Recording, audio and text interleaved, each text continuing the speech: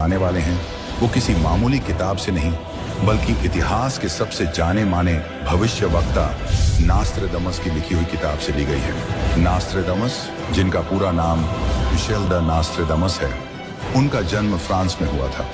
16वीं शताब्दी में उन्होंने अपनी किताब के माध्यम से सैकड़ों वर्षों आगे की भविष्यवाणी कर दी थी। सन 1555 में 1000 श्लोकों में भविष्य की सांकेतिक सत्य भविष्यवाणियां लिखी हैं। 100 श्लोकों के 10 शतक बनाए हैं, जिनमें से अब तक सर्वसिद्ध हो चुकी हैं।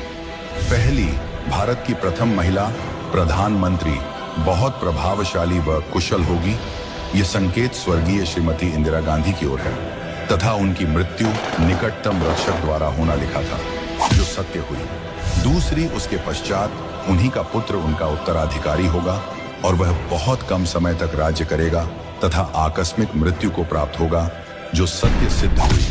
पूर्व प्रधानमंत्री स्वर्गीय श्री राजीव गांधी जी के विषय में हिटलर के उदय, द्वितीय विश्व युद्ध, उनकी कई भविष्यवाणियां सत्य साबित हुई हैं और अब भी हम उन्हें सच होते देख रहे हैं। आइए अब शुरू करते हैं नास्ट्रेडमस द्वारा बताई गई सबसे अहम भविष्यवाणियों की, जो मुक्तिदाता के बारे में है।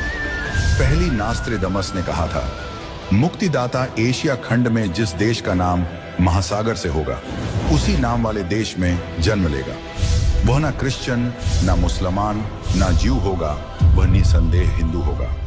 यह भविष्यवाणी संत रामपाल जी महाराज पर सटीक बैठती है, क्योंकि संत रामपाल जी महाराज का अवतरण हिंदुस्तान में हुआ, जिसका नाम हिंद महासागर से जुड़ा हुआ है। साथ ही संत रामपाल जी महाराज हिंदू धर्म से संबंध रखते हैं। दूसरी, नास्ट्रेडमस ने कहा था, मुक्तिदाता का जन्म एक ऐसे प्रांत में होगा जहां 5 नदियां बहती हैं। यह भविष्यवाणी भी संत रामपाल जी महाराज पर सटीक बैठती है, क्योंकि उनका अवतरण सन 1951 में पंजाब में हुआ था, जहां 5 नदियां बहती हैं। सन 1966 में पंजाब से हरियाणा राज्य अलग हुआ, जिससे संत रामपाल जी महाराज का जन्म स्थान हरियाणा राज्य में आया। तीसरी, नास्ट्रेडमस ने कहा था, मुक्तिदाता की कुल 4 संतानें होंगी, 2 पुत्र और 2 पुत्रियां। संत रामपाल जी महाराज की 4 संतानें हैं, 2 पुत्र और 2 पुत्रियां, जिससे यह भविष्यवाणी उन पर पूरी तरह फिट बैठती है।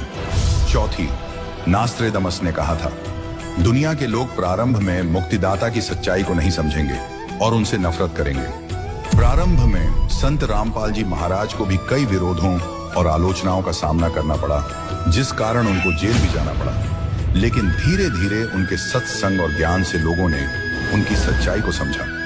पांचवी, नास्ट्रेडमस ने कहा था, मुक्तिदाता के विचारों के कारण ही विश्व में तीसरा और सबसे खतरनाक वर्ल्ड वॉर होने से टल जाएगा। संत रामपाल जी महाराज के विचार और शिक्षा के माध्यम से ही आज समाज शांति और सद्भाव की ओर बढ़ रहा है, जो इस भविष्यवाणी को संत रामपाल जी महाराज से जोड़ता है। छठवीं, नास्ट्रेडमस ने कहा था, उस महापुरुष की भौहों के बीच एक आधा चंद्रमा का निशान होगा और वे बिना चमड़ी की जूतियां पहने हुए हैं। संत रामपाल जी महाराज के भौहों के बीच यह आधा चंद्रमा आकार निशान है और वे साधारण वेशभूषा और जीवन शैली का पालन करते हैं, जो इस भविष्यवाणी से मेल खाता है। सातवीं, नास्ट्रेडमस ने कहा था, यह महापुरुष पूरी दुनिया को एक ऐसा ज्ञान बताएगा जिसे पहले कभी किसी ने नहीं सुना होगा। संत रामपाल जी महाराज ने सत्य ज्ञान का प्रचार किया, जो पवित्र सद्ग्रंथों पर आधारित है। संत रामपाल जी महाराज ने बताया कि हम सभी काल की कैद में बंद है। हम सभी कबीर परमेश्वर जी की आत्माएं हैं और इस कैद से निकलने के लिए पूर्ण गुरु से सतनाम और सारनाम लेकर सतलोक को प्राप्त किया जा सकता है। इससे पहले इस तरह का ज्ञान किसी ने नहीं दिया था। आठवीं, नास्ट्रेडमस ने कहा था, उस महापुरुष की मां की 3 बहनें होंगी। संत रामपाल जी महाराज की मां 3 बहनें थीं, जो इस भविष्यवाणी को उनके साथ जोड़ती हैं। माता जी, क्या शुभ नाम है आप जी का? चंद्र देवी। माता जी, कौन से गांव से हैं आप? दमकन खेड़ी। माता जी, आप कितने भाई बहन हैं? 6 बहन भाई, 3 बहन 3 भाई। माता जी, आपकी जो 3 बहन हैं, उनके क्या क्या नाम हैं? बड़ी लक्ष्मी, मेरा नाम धरा देवी, उसका है प्यारी।